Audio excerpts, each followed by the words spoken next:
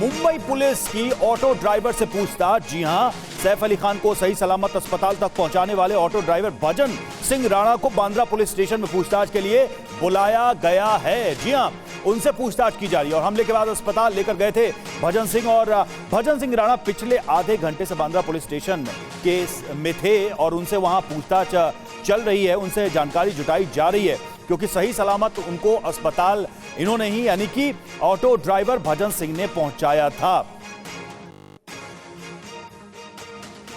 तो लगातार पूछताछ के लिए हर व्यक्ति से पुलिस बातचीत कर रही है। और देखिए, ऑटो ड्राइवर जिन्होंने सैफ अली खान को सुरक्षित पहुंचाया, उनसे पुलिस पूछताछ कर रही है। और देखिए, TV9 ने उनसे एक्सक्लूसिव बातचीत की, यानी ऑटो ड्राइवर भजन सिंह राणा से।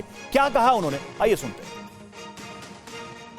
सतगुरु करके एक बिल्डिंग है, वहाँ से आवाज आता है, रिक्शा एक आंटी भाग के आती है, रिक्शा।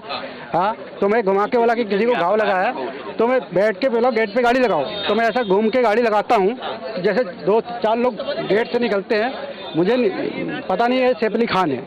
हाँ, तो वो बैठते आराम से रिक्शे में, खून से लथपथ है, वाइट कुर्ता था, पजामी थी, तो वो सब दिखा। देख के घबराहट तो मेरे को भी हुई, मैंने किसी को घाव लगाया, इसको फटाक से पहुंचाओ। तो कहाँ पे आपके ऑटो में यहीं पे बैठे थे वो? ये सैफ अली खान ऐसे करके बैठ गया, उनका बीच में कोई बच्चा था, वो बैठ गया, उसमें साथ में कोई यंग आदमी था, 3 आदमी बैठ गए रिक्शे में। अच्छा, आप कितने देर में वहाँ पे पहुँचाए थे अपने लीलावती हॉस्पिटल? कितने देर में? 5 से 4 मिनट या 6 मिनट की स्पीड से आप स्पीड। हाँ, तो आपको पता था ये सैफ अली खान थे जिनको आप? नहीं, मेरे को ये नहीं मालूम था। जब उतरे हैं, उतरने के बाद जब स्टाफ को बुलाया गया है स्ट्रेचर मंगाने के लिए कि मैं सैफ अली खान हूँ, फटाक से स्टाफ बुलाओ, सॉरी, तो इसके लिए जब बोला है तब मुझे पता चला कि ये सैफ अली खान है।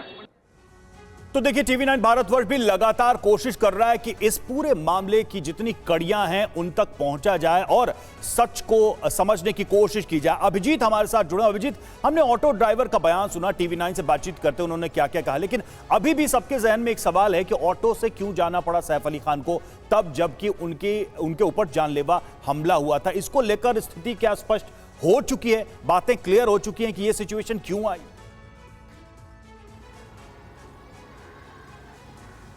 जिसके बारे में भी तमाम तरह की जानकारियां निकलकर सामने आ रही है। सबसे बड़ा सवाल यही था कि आखिरकार घायल अवस्था में होने के बाद उनके पास फ्लीट ऑफ कार्स हैं, जो कि वहां पर पार्किंग स्पेस भी अवेलेबल है, उसमें लगी रहती हैं, ड्राइवर्स हैं, तमाम स्टाफ है, 10-12 स्टाफ तो लगातार उनके आवास के आसपास उनके लिए उपलब्ध रहते हैं। तो फिर वो ऑटो से क्यों गए? तो इसके बारे में एक जानकारी ये सामने आई कि उस टाइम पर कोई ऐसा शख्स उपलब्ध नहीं था जो कि उस गाड़ी को ड्राइव कर सके। चूंकि सैफ अली खान खुद निकल रहे थे, उनके साथ जो स्टाफ थे वो कार को ड्राइव करने में सक्षम नहीं थे और सैफ अली खान खुद उस अवस्था में नहीं थे कि उस गाड़ी को वो ड्राइव कर सके। इससे पहले एक और बात सामने आई थी कि क्या उनके जो बेटे हैं, बड़े बेटे इब्राहिम, वो उनके साथ थे, लेकिन बाद में ये इस बात का खंडन हुआ कि नहीं, इब्राहिम उस वक्त उनके साथ नहीं थे। जब वो अस्पताल पहुंचे तो उनके साथ जो मेल शख्स जो बताया जा रहा है कि युवक था, वो उनका स्टाफ था और दूसरा जो उनका बेटा तैमूर था। तो उस टाइम पे 3 जो लोग उनके साथ थे, वो उनमें से कोई भी गाड़ी ड्राइव करने में सक्षम नहीं था। शायद इस वजह से उनको ऑटो का सहारा लेना पड़ा। तो इसके बारे में भी तमाम तरह की जानकारियां मिल रही हैं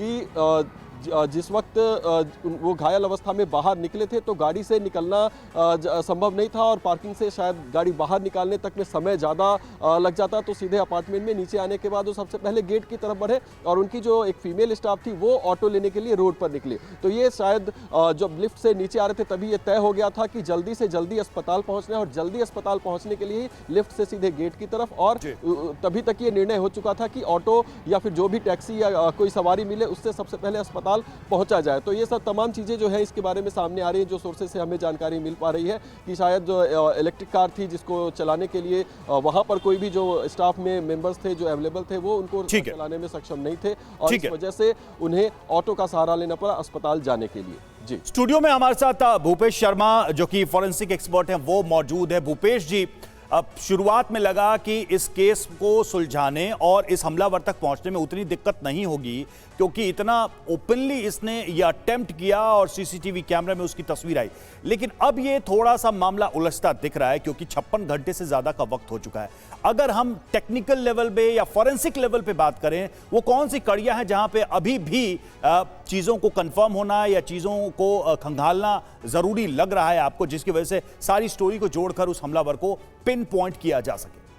देखिए सर, मैं ये कहना चाहूँगा कि अगर फॉरेंसिक दृष्टि से हम इसमें देखा तो सबसे बड़ा जो लूप होल यहाँ पे सिक्योरिटी का दिखाई देता है, एक तो 12 मंजिला इमारत है जिसमें से 4 फ्लोर जो है सैफ अली खान के हैं और उन 4 फ्लोरों पे भी वो इंसान इतनी आसानी से निकल जाता है, गुजर जाता है और रात के 2:30 बजे। तो पहली चीज़ तो ये है कि वो कोई नोन पर्सन ही हो सकता है जो पहले से किसी भी फ्लोर पर किसी और व्यक्ति के यहाँ जो भी लोग उस बिल्डिंग में रहते हैं वहाँ पर वो रहा हो या वहाँ उसने अपना जो हम कहते हैं जो शेल्टर लिया हो और उसके बाद वो ऊपर पहुँचा। अब सबसे बड़ी बात आप देखेंगे जो CCTV फुटेज आ रही है उस फुटेज में उसके पास एक बैग लगा हुआ है। तो यूजुअली क्राइम जो बर्गलर्स होते हैं या जो रॉबर्स होते हैं वो इस तरीके के उस बैग में टूल्स रखते हैं जिससे वो कहीं तोड़ा ताड़ी कर सकें।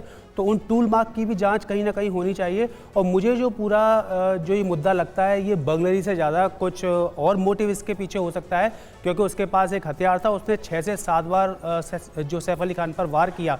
तो ये 6 से 7 बार वार करना अपने आप में ये बताता है कि अगर बर्गलर होता, खाली वो बर्गलर होता और वो चोरी के हिसाब से आया होता तो वो एक बार वार करके या मुठभेड़ करके वो वहाँ से भाग जाता।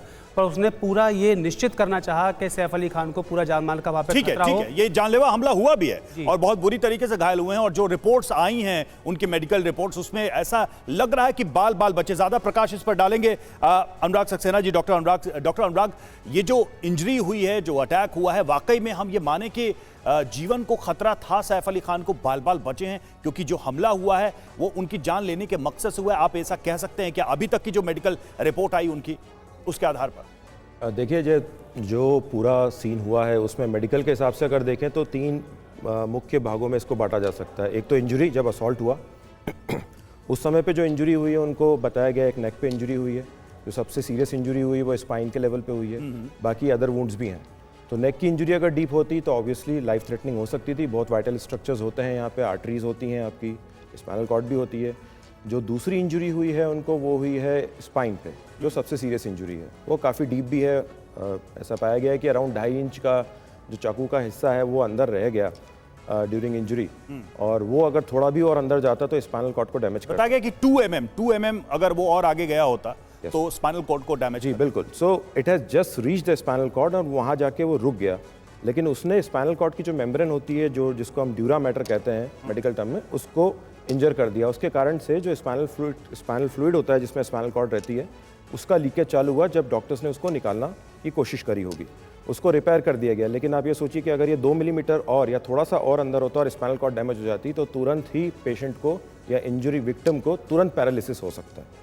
सो ऐसे में it was a very critical injury and he has been very lucky कि ये कुछ मिलीमीटर से स्पाइनल कॉर्ड को डैमेज करने से रुक गया। दूसरा पहलू है, जब ये ट्रांसपोर्ट था कि ये ऑटो में बैठे हैं, उस समय पे भी क्योंकि रिटेन फ्रैगमेंट था, अंदर था, अगर थोड़ा बहुत भी दचका लगता या कुछ और ऐसी कोई इंजरी होती तो ये अंदर और डीप में पेनिट्रेट कर सकता था। उस समय पे भी he has been very lucky कि ये अंदर डीप में पेनिट्रेशन नहीं हुआ और स्पाइनल कॉर्ड उनकी बची रही। फिर तीसरा पार्ट है मेडिकल का। तो once he has reach to hospital, he reached at a very safe space. So उसके बाद में फिर उनका ट्रीटमेंट चालू हुआ।